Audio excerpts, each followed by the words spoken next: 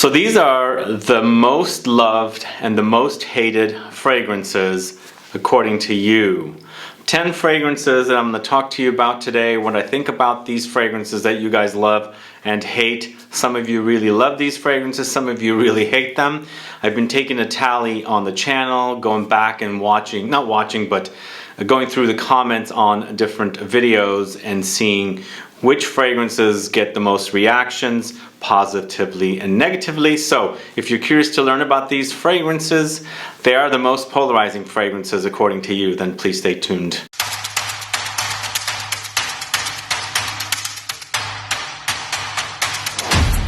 Thanks so much for tuning in. This is Sebastian. Yeah, today we're talking about polarizing fragrances. Very much loved, very much hated. What do I think about these fragrances? So some of these fragrances I really do love. Some I love, some I like, some I'm not really sure about. And I'm going to tell you what I think about them, how I discovered them and all that good stuff, and what they smell like, obviously. So let's go ahead and get started with the first one. It's from the house of MAISON Francis KURKDJIAN. It's BACCARAT Rouge 540. So the reactions with this one are very, very interesting. A lot of you think that this fragrance smells like a girly fragrance, and to me that was not my first reaction. For me, when I first smelled it, I hated this stuff so much so that when I smelled it, I kind of went into a place where I just like wanted to get away from it. But I think something happened to my nose. I started appreciating Ambroxan in fragrances, and there was one time that I started smelling it and I was instantly falling in love with it. Obviously it's not instantly falling in love with it because I hated it. To me it smelled like a manufacturing plant, and all the instruments that they use, the grease and whatever they use to create things in a manufacturing plant, with all the grease and all that waste and garbage and things like that. That's what it reminded me of first, but I'm actually really, really obsessed with it. But according to you guys, you really love it or you really hate it. It's not right, a lot of in the middle with this one, and I can understand, because I feel like the ones that are really hating it are really like first reactions to this fragrance. And I think maybe if you give it some time, you can totally maybe fall in love with it, unless you're not interested in falling in love with this particular fragrance. But I could see its popularity. I think this is one of the most popular fragrances out there, if not the most popular fragrance in the niche world out there currently. It's also been duplicated quite a bit, so many times. I mean, duplicated as in copied, cloned, made alternative, inspired from, and things like that. And there's a reason why, because people want to cut into the profits of a very a popular fragrance that sells a lot, so they want a piece of the action, kind of a thing. I really love it right now, and I'm not tired of it. I really love the way it smells, and I love the fact that this fragrance leaves an amazing trail. I don't know what your reaction is with this particular fragrance. Those of you that love it, what do you love about it? Those of you that hate it, what do you hate about it? So BACCARAT Rouge 540, this is the extract version. I'm starting off with that.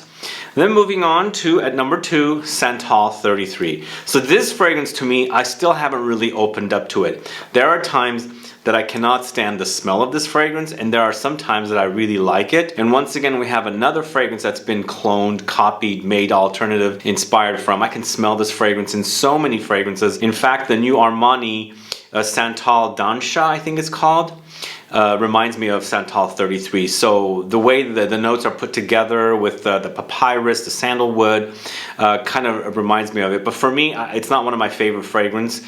There's an odd smell about it that I haven't really fully embraced.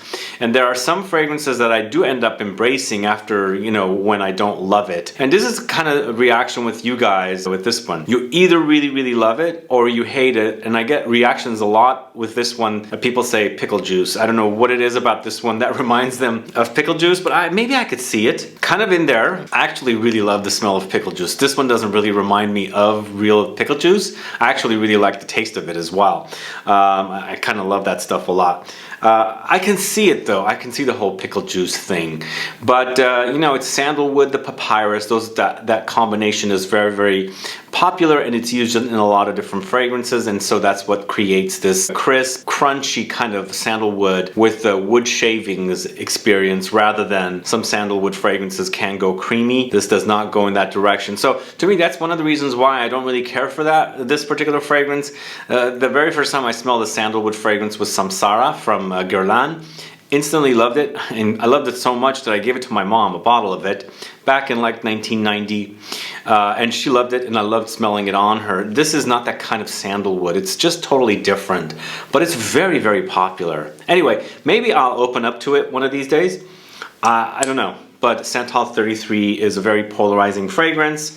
What are your thoughts on that one? Why do you love it, and why do you hate it?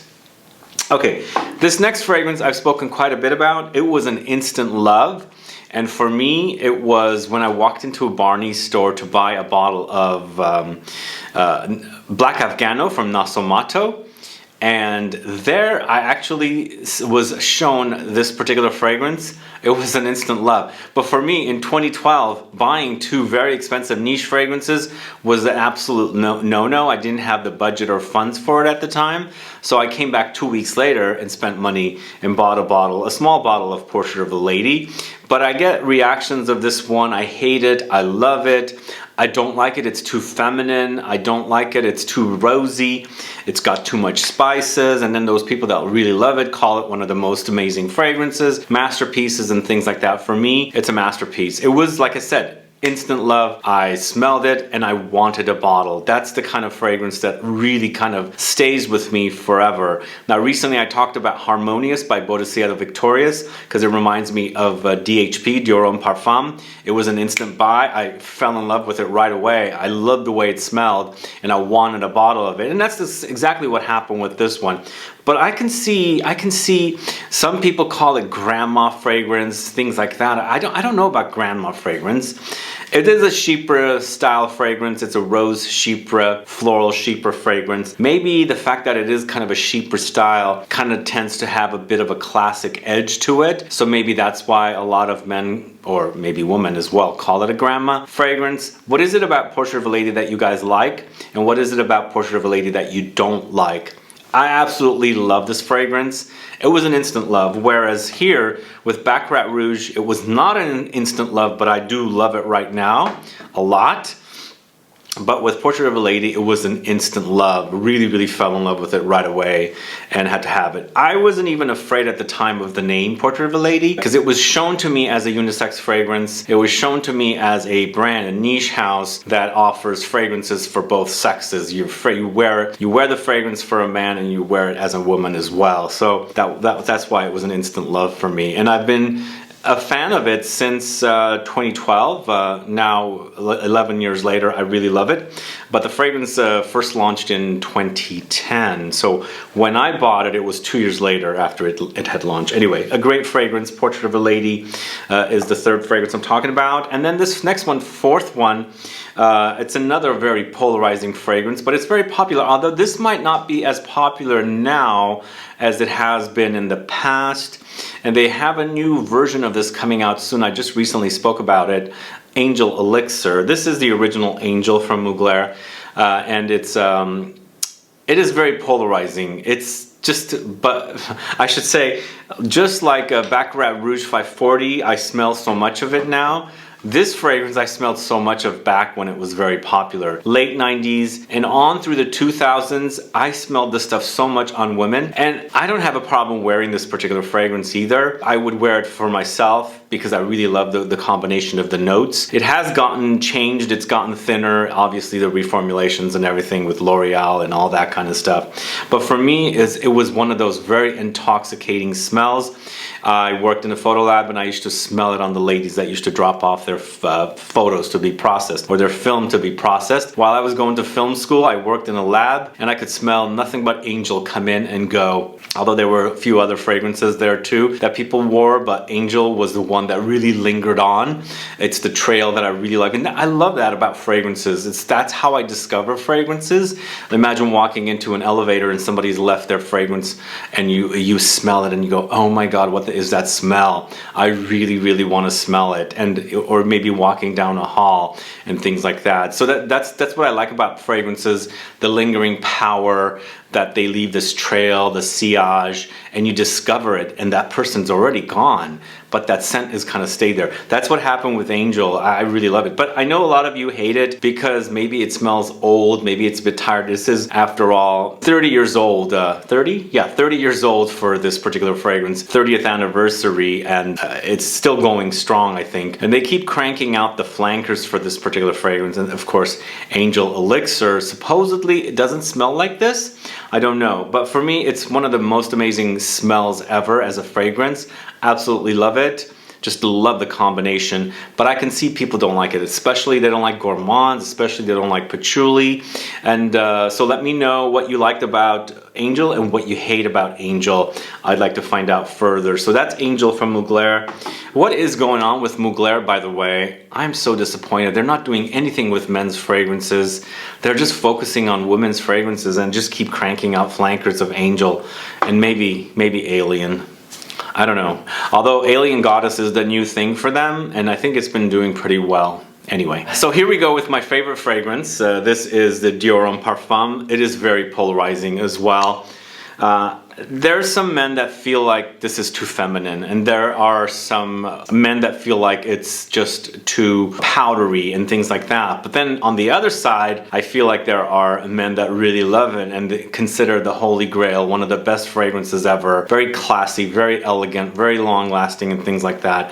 I absolutely love it. It is an amazing fragrance. But the way I discovered this, in 2014, it launched around the summer of 2014, and it was launched only in Europe. And I discovered it at the end of that year. I was in France for the holidays, and I bought 3 bottles and brought it back with me, 3 or 4 bottles at the time, in the original bottle. But it was an instant love once again, but I was kind of already used to the DNA of DIOR Homme, and I had really loved DIOR Homme Intense, and I enjoyed DIOR Homme, but once I smelled this one, instant love. It was just a very sophisticated, elegant fragrance, and reminded me of that whole lipstick smeared all over a leather purse kind of an experience, which I love the smell and I remember it.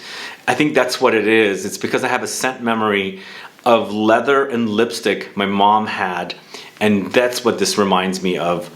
When I was a kid, I used to go through her purse, so I used to smell it.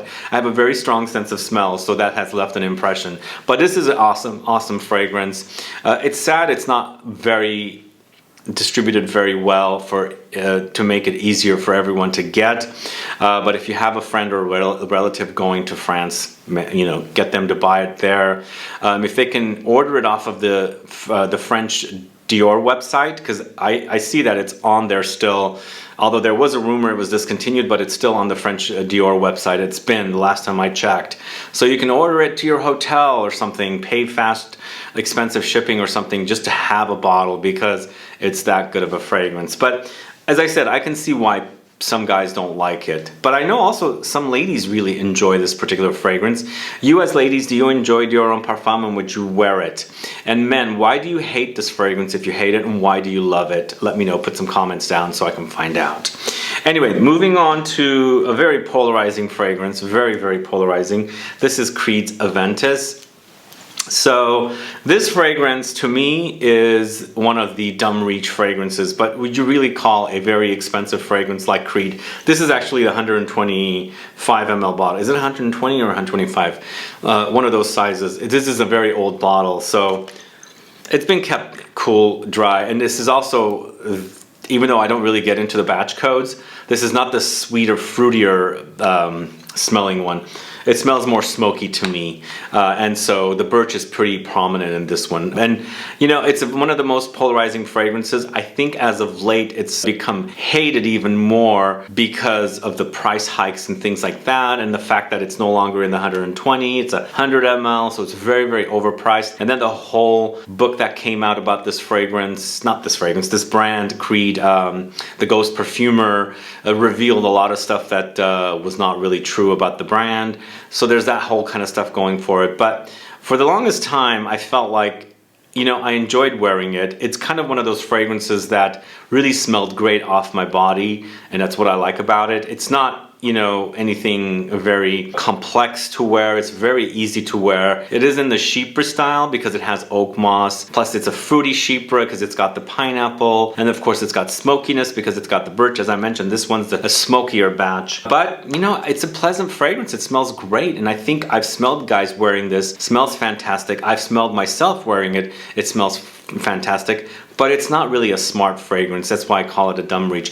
But it's a very, very expensive fragrance, and once again, it is a fragrance that's been cloned, copied, inspired, made alternative of so much, so much, because it's so successful for Creed. And I think this is probably the most successful fragrance for Creed. So those of you that love it, why do you love it? And those of you that hate it, why do you hate it? Let me know, put a comment down. So that's Creed's Aventus. Moving on to this fragrance, which I spoke about recently, Lost Cherry from Tom Ford. So I really love Lost Cherry as a fragrance with cherries to wear. In fact, as I had mentioned last week, or whenever the last video I did for the cherry fragrances, I featured Lost Cherry as the #1 cherry fragrance, and that video was ranked in a way that I ranked the most cherry fragrance and the least cherry fragrance. So it wasn't because I loved it the most. I do enjoy this particular fragrance, but once again, just like Creed's Aventus, it's not like a really amazing fragrance. It smells good for what it is. It does the job. It's Lost Cherry, that's what it's called. A bit of a naughty name. It's got cherries, it's got cherry liqueur. You've got the almondy touches in here. There's a bit of rosiness, and of course there's the Tonka Peru balsam and the griot syrup, which is kind of like a liqueur, cherry liqueur type something or rather. And of course Tonka in here as well. So it does the job. It's a gourmand, it's fruity, it's syrupy, a bit young, a bit girlish leaning, but I don't have a problem with it. And I feel like Tom Ford should have left it with Lost Cherry and not complicate the whole cherry thing and add 2 more cherry fragrances, which are very disappointing to me. But it's a polarizing fragrance. Once again, I think the comments I saw with this particular fragrance was there's people that really love it, and there's people that either hate it because it's too expensive or hate it because it's very girly. Like men would think that this is a very girly fragrance, ones that haven't really experienced wearing very niche fragrances, although this is not a niche brand. You know, venturing out from the conventional signature lines of designers and things like that. So those are the kind of comments I get from men mostly that don't like this. And then there's some women that don't like this either. They feel like it's too girly, too young. They don't like cherry or anything like that. But it's either very much loved or very much hated.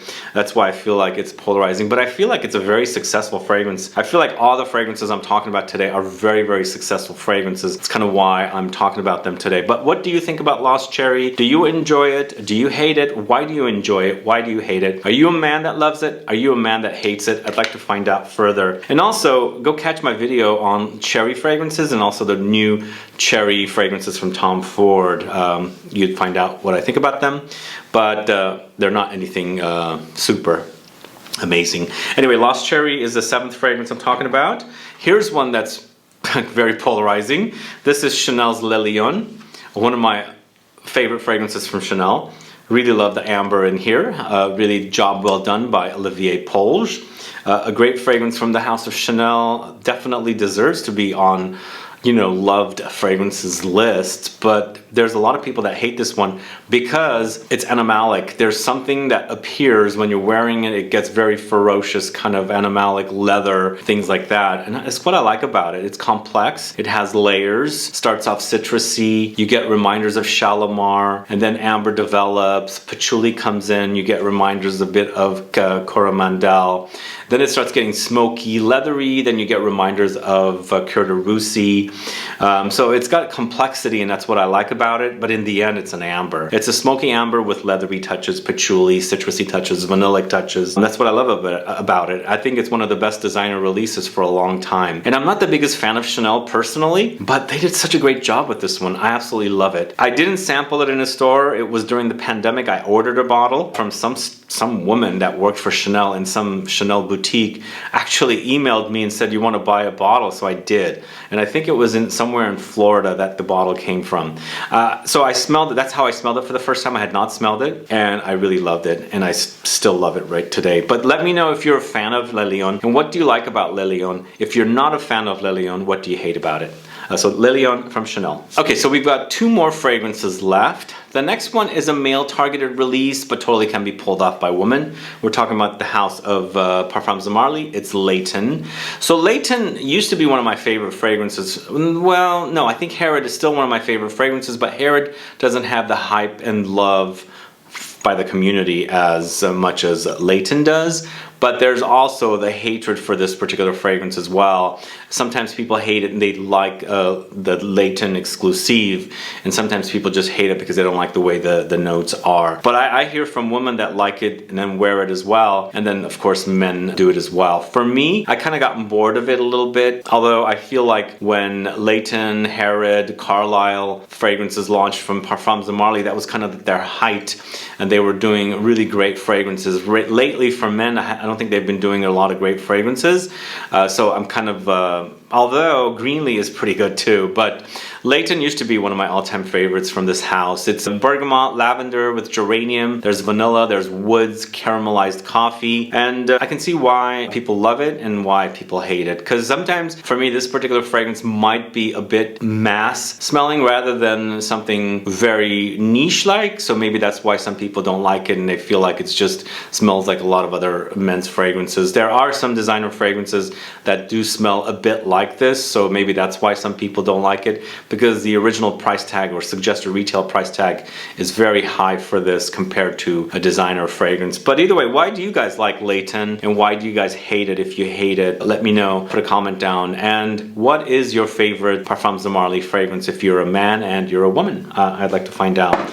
And the last fragrance we're talking about is Angel Share from by Kilian, probably one of the most hyped fragrances from the house of Kilian, and I think Kilian did a great job with this fragrance, but they didn't do anything original with this fragrance. Does that make sense? We had this fragrance. I have a video of alternatives to Angel's Share if you're curious to smell, you mean not smell, watch, and then smell if you're interested in smelling some of the others. Because the first time I smelled something like this was with Hermes Ambre Narguilé. And then, of course, there's a Wajan and a bunch of other fragrances came out that smell similar to this. And then this fragrance came out towards the end. So this came out in 2020, and all that time they had all these different fragrances that kind of were similar. But I can see why some guys don't like this or some women don't like this. For me, the fragrance, I mean, I've heard from you guys that it lasts all day on you. I don't know how this fragrance would last all day. For me, it's not that long lived. 5 hours at the max, maybe 5.5 hours. That's how long. It's pretty thin. When I compare it to something like Wajan, Wajan lasts all day. Here, a lot of Kilian fragrances are thin. On me, they wear thin. And that's just how I experience the fragrances with Kilian. And that's one of the reasons why I don't really talk about performance, because everybody's wearing them differently. Some says it lasts 12 hours, another says it lasts 5 hours. And when I say it lasts 12 hours, somebody says, it only lasts 2 hours on me. What are you talking about? And then vice versa, so I don't talk about it. But this wears very thin on me. But I can see why some guys don't like it or some women don't like it, because, you know, it's been done before, it's a bit too fruity, or it's Kilian perhaps, things like that. But what do you love about Angel Share from Kilian, and do you wear it throughout the year? Does it perform really great on you, or does it perform not so great like it performs on me? For me, it's like I said, it's 5 hours, 5.5 hours. I'm just gonna say 5 hours because it's somewhere around there. Maybe I get a little less sometimes, maybe a little more another time. I do like the smell though. I really love the smell. It's nice and boozy, and then it reminds me of Wajan and Ambre Narguilé, if that makes sense. So Angel Share is the last fragrance I'm talking about of the polarizing fragrances. I can see why that could be polarizing, all these fragrances. It's love it or hate it. Let me know your thoughts on these fragrances. Let me know if there are any other fragrances that you love or hate. I'd like to find out what they are so I can do probably another video in this particular theme. But let me know your thoughts on these fragrances in general. As I said, I'd like to find out what you think about them. Either way, guys, thanks so much for watching today's video. If you have any questions or comments, please list below. Please like this video. Please share it. Follow me on Instagram and Facebook, and I'll be back with more videos very soon. Have a good one. Goodbye.